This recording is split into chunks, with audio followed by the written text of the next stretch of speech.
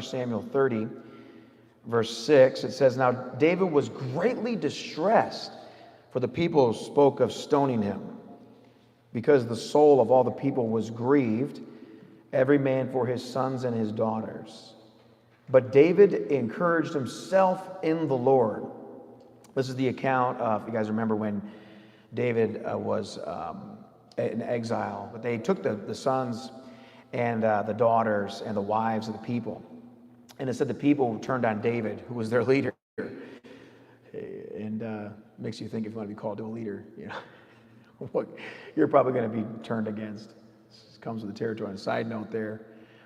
But here's David, it says, who was in distress. And the people, because the people were grieved, and they talked of stoning him. So he was at the brink of death here.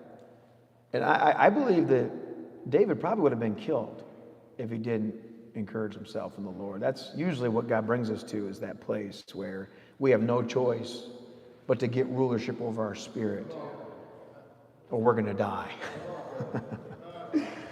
So David encouraged himself in the Lord. He got rulership back over his spirit. David had to remember all the times the Lord had delivered him already out of other trials. He could trust in the Lord, and the Lord would deliver him once again, and he did.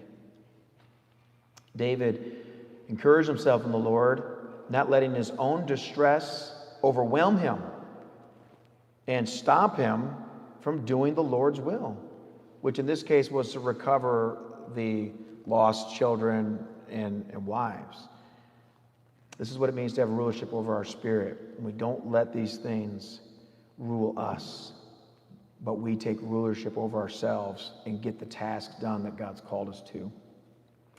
The next point I want to talk about today on this truth is, if you, make it personal here, if you do not have rule over your own spirit, your spirit will rule over you.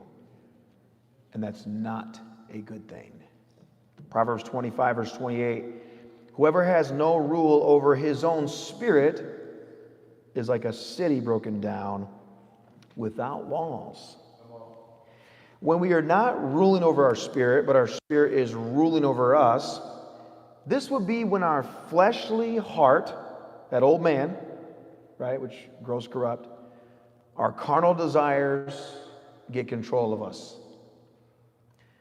Our sensual emotions go unchecked. There is a Redeemer, Jesus, God's own Son.